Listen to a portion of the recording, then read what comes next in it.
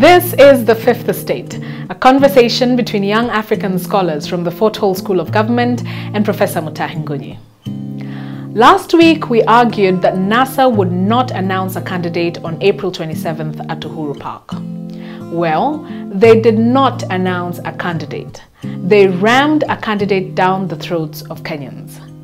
Then Raila told us that history was repeating itself, that we were recreating the NARC euphoria that defeated a young Uhuru in 2002. But what Raila did not tell us was that there were two sides to this history, the right side and the wrong side. And Uhuru was on the wrong side of history because Mzee Moi had rammed him down our throats. We rejected him. If Raila is being rammed down our throats by the NASA cartels, he will be repeating the wrong side of history, the side we rejected in 2002. And early signs of this rejection are the Kamba and Luhya rebellions. This is how the rejection of Uhuru started in 2002. Now we turn to the two sellouts in NASA. Kalonzo and Mudavadi told us that they rammed Raila down our throats for the love of country. But what history has taught us is the following. The only time a politician tells you that country is bigger than him is when they are sugarcoating a lie. And in the case of Kalonzo and Mudavadi, there are two probable lies. 1. Is it possible that Kalonzo and Mudavadi were compromised? Otherwise, why would Kalonzo support Raila without the support of the Kamba nation? Where was Mudhama, Nyenze, Ngilu, Kibwana and all the Kamba biggies? Why were they absent at Uhuru Park? What is Kalonzo hiding from the Kamba nation? Did he eat alone? 2. We do not think Kalonzo was compromised. This man is cleaner than Caesar's wife. Maybe he is just a coward. And Mudavadi is another coward. And because they are both cowards, they could not take on Baba. Like in NASA, God gives us the freedom of choice, but not the choice of consequences. NASA had the freedom to choose Raila, but the consequences of this choice are not in the hands of the Pentagon. The Kamba and Luhya nations will determine the consequences. For the consequences to be positive, the choice has to be believable. The spirit of the people must agree with it. And the problem with this NASA choice is that the spirit of the nation does not agree with it. Not because Raila is a bad man, but because Raila is a tired idea. He has no electricity. He has been 12 years a flag bearer with no results. His bid has nothing to do with country. It is about the Odinga family. And the tragic part of this is that Kenyans can see through the lies. If the freedom to choose Raila has happened, the consequences of this choice is in the hands of the Kamba and Luhya nations. Now we must address the aggrieved Kamba nation. We want to tell them that their resentment of a Raila-Kalonzo ticket is valid. Albert Einstein taught us that our thoughts are powerful beyond measure. In fact, our thoughts become things. Whatever we can conceive, we can achieve. And when our spirits are disturbed, it is because we are creating something. If the spirit of the Kamba nation is in turmoil, it is because they are creating something. They are creating peace in the coming election without knowing it. Because had they supported Raila in 2007, he would have won. There would have been no war. Or if they had supported Kibaki in the same election, we would have avoided civil war. If the spirit of the Kamba nation is disturbed, therefore, it is because they are creating the destiny of this country. And they are saying that the destiny is not Raila, not again. In politics, we have the freedom of choice, but we do not have the freedom of consequences. We are free to choose a path, but we are not free to choose the consequences of that path. And the only way to know whether our choices are right is to test them using the spirit of the nation. And this is what we should do to test the Raila ticket in NASA.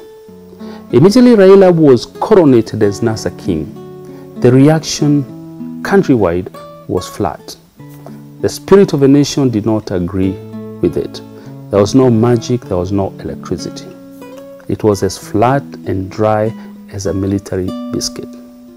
And it looked like Raila had been forced on us.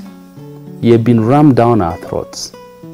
And like in 2002, when Mzee Moi rammed Uhuru down our throats, NASA is forcing Raila down our throats. And the country is suffering without bitterness.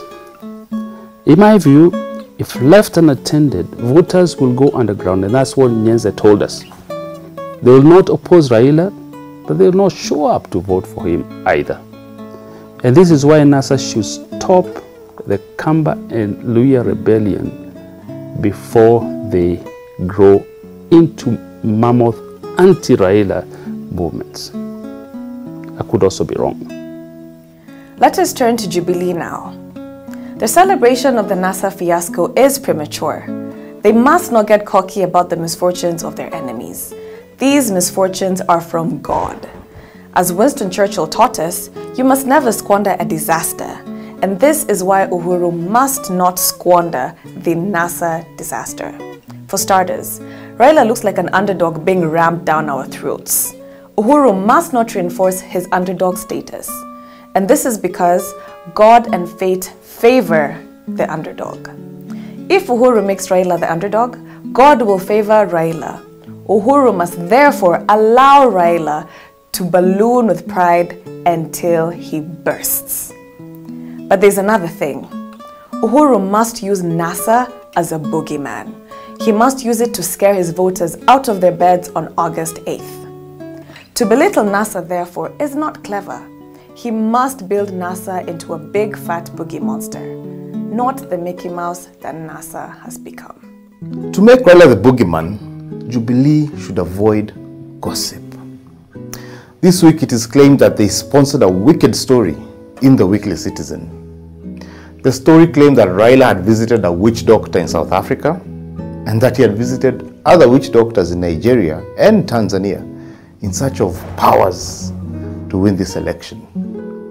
The Weekly Citizen claimed that this story was lifted from a South African newspaper. But when we called this newspaper on Friday morning, it was a lie. Raila never visited a witch doctor in South Africa, or at least the story was not true. This kind of falsehood is not good for Jubilee. What they need to do is ask Raila the question directly. They should ask him the following. Does he consult witch doctors in Nigeria, Tanzania, and South Africa? Does he worship witch doctors? Is this his religion? And will they help him win? If these questions are asked directly, on oath, Raila will give us direct answers. No speculation. And now our final advice to Jubilee. It is drawn from the Decemberist uprising of 1825 in Russia. This rebellion was led by a rebel leader called Raila.